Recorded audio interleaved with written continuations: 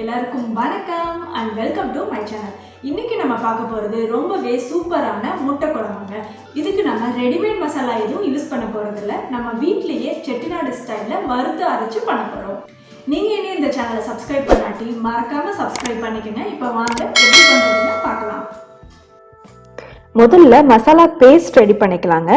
அதுக்கு ஒரு பேன்ல ஒரு ஸ்பூன் எண்ணெயை சூடு பண்ணி அது கூடவே ஒரு ஸ்பூன் சீரகம், ஒரு ஸ்பூன் சோம்பு,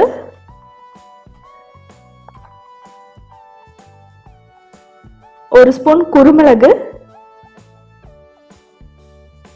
3 வரமிளகாய் இது போட்டு லைட்டா வறுத்துக்கங்க.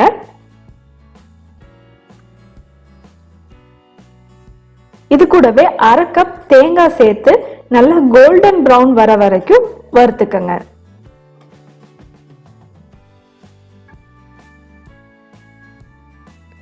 இதே நல்லா ஸ்மூத் பேஸ்ட் பண்ணி எடுத்துக்கங்க.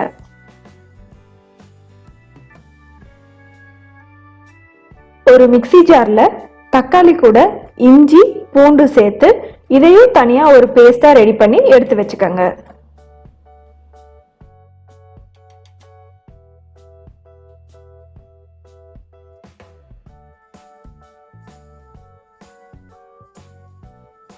இப்போ ஒரு பேன்ல 2 ஸ்பூன் எண்ணெயை சேர்த்து அதுல வேக வச்ச முட்டைய கோல்டன் பிரவுன் வர வரைக்கும் லைட்டா ஃப்ரை பண்ணி எடுத்துக்கங்க.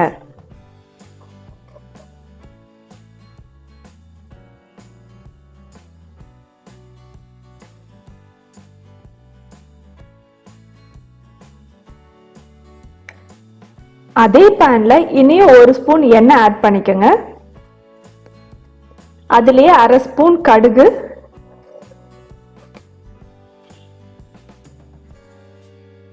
1/4 ஸ்பூன் சோம்பு,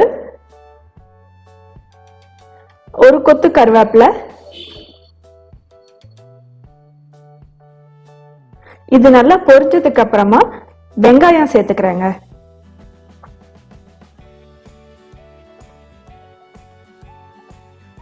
வெங்காயம் நல்லா கோல்டன் பிரவுன் வர வரைக்கும் நல்லா வதக்கிக்கங்க.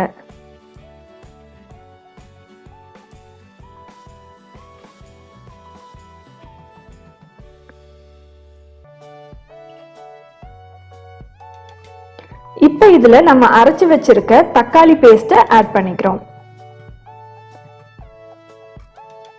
பச்சை வாசனை போற வரைக்கும் நல்லா வதக்கி எடுத்துக்கங்க.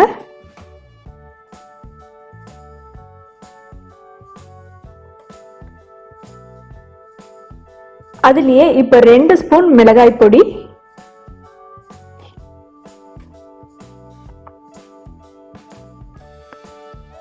2 ஸ்பூன் மல்லி பொடி,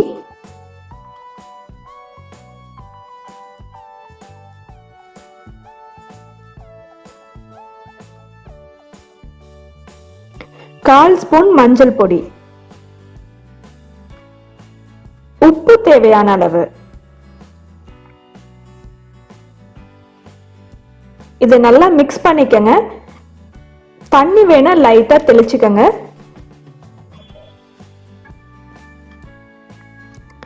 இப்ப இதுல நம்ம அரைச்சு வச்சிருக்க மசாலா பேஸ்ட் போட்டு நல்லா மிக்ஸ் பண்ணிக்க போறோம்.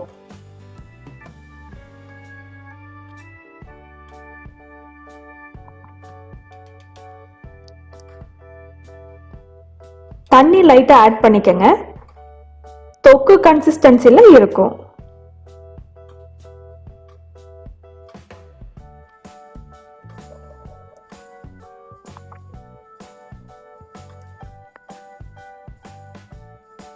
இப்ப நம்ம ஃப்ரை பண்ணி வச்சிருக்க எக்ஸ இது கூட சேர்த்துக்கிறோம்.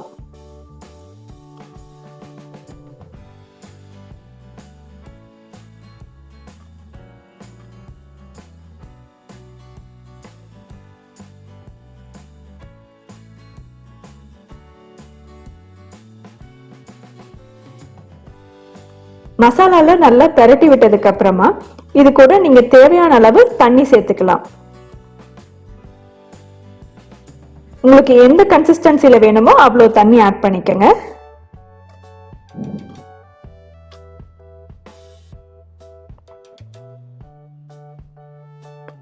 எல்லாத்தையும் ஒரு டைம் கலந்து விட்டுட்டு 10 நிமிஷம் நல்லா கொதிக்க வச்சிருங்க.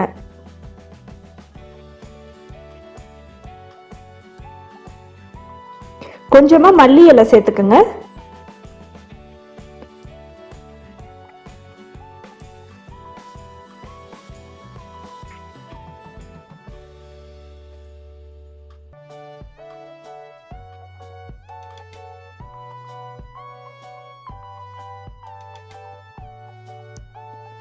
கிரேவி நல்லா கொதிச்சு எண்ணெய் பிரிஞ்சு வந்ததுக்கு அப்புறமா இது கூட 1 ஸ்பூன் லெமன் ஜூஸ் ஆட் பண்ணிட்டு ஸ்டவ்வை ஆஃப் பண்ணிருங்க.